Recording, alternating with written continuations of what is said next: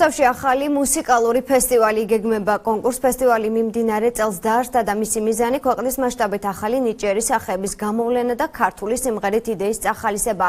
უფრო დეტალურად რა მრავალფეროვან ღონისძიებებს პირდება საზოგადოებას 4დღიანი მუსიკალური კონკურს ფესტივალი. თემის დეტალებით გვანცა სანაია და გიორგი გოლჯაშვილი. ზეხელის გულზე ახალი მუსიკალური ფესტივალი რუსთავში, რომელიც ახალგაზრდა შემოქმედებს საქართველოს სხვადასხვა კუთხეებიდან უმასპინძლებს. საესტრადო კონკურსი მიმდინარე წელს დაარსდა და მისი მიზანი ქვეყნის მასშტაბით ახალი შემოქმედებითი სახელების გამოვლენა და ქართული სიმღერების შექმნის იდეის წახალისებაა. როგორც პროექტის ავტორი კოტე მალანია ჩვენს გადამღებ ჯგუფთან საუბრისას აანონსებს, კონკურს ფესტივალი 4 დღის განმავლობაში გაგრძელდება და მრავალფეროვანი ღონისძიებებით იქნება დატვირთული. ფესტივალი ტრიუმფით კულტურისა და დასვენების პარკში 21 სექტემბერს გაიხსნება და საზეიმო კონცერტითა და ფოიერვერკით 24 რიცხვში დასრულდება.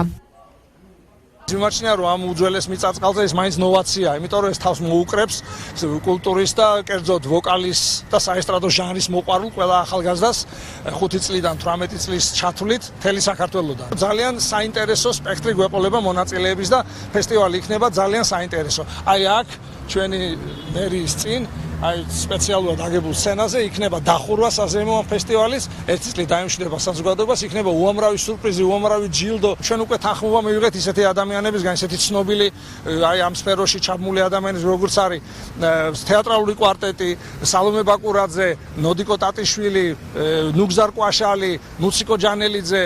ფესტივალისთვის მზადება აქტიურ ფაზაშია. შერჩეულია კონკურსანტები, ცნობილია კომპეტენტური ჟიურის ვინაობა. გახსნის ცერემონიალისთვის სპეციალურად შეიქმნა სიმღერა, რომლის ტექსტსაც ორგანიზატორების განმარტებით სიმბოლური დატვირთვა აქვს და ის ფესტივალის თანმდევი მნიშვნელოვანი ხაზია.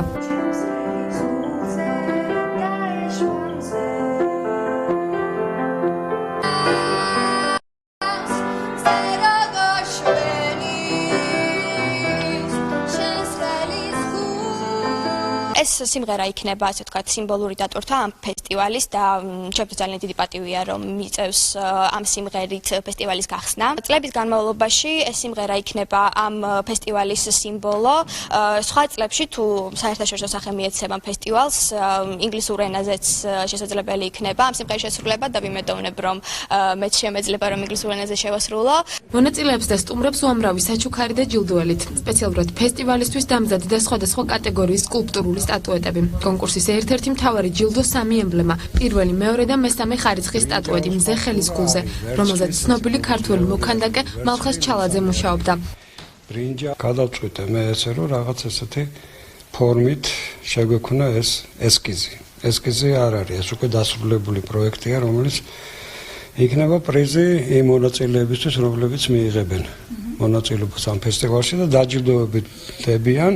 წლევანდელი საპილოტო წლისგან განსხვავებით ფესტივალი ყოველთვის აპრილ-მაისის თვეში ჩატარდება და როგორც ორგანიზატორები გვპირდებიან, ის საერთაშორისო დონის იქნება. ფესტივალის ფინანსური მხარდამჭერია რუსთავის მერია. გვაქვს მოლოდინები, რომ კიდევ ერთი ლამაზი, კარგი და შინაარსიანი ღონისძიება შეემატება ჩვენ ქალაქს და მის ისტორიას და ნახავთ თუ ეს გამოვიდა ისეთი, როგორი ჩვენ მქონდა წარმოდგენილი, ვიფიქრებთ, რომ მას მქონდეს მომავალშიც გაგრძელება და ჩვენ ყოველთვის მხარს დაუჭერთ იმ ღონისძიებებს, რაც ჩვენ ქალაქის პრესტიჟს და ავტორიტეტს წინ წამოსწევს.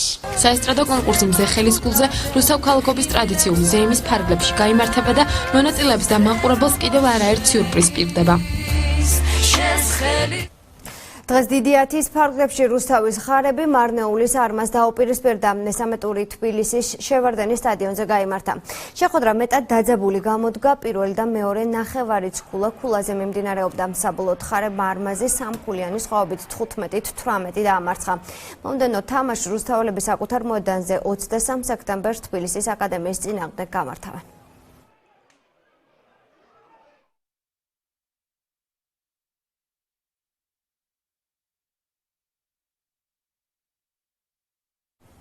მე ამ ინფორმაციით ხვალ საღამომდე გემშვიდობებით. ნახვამდის.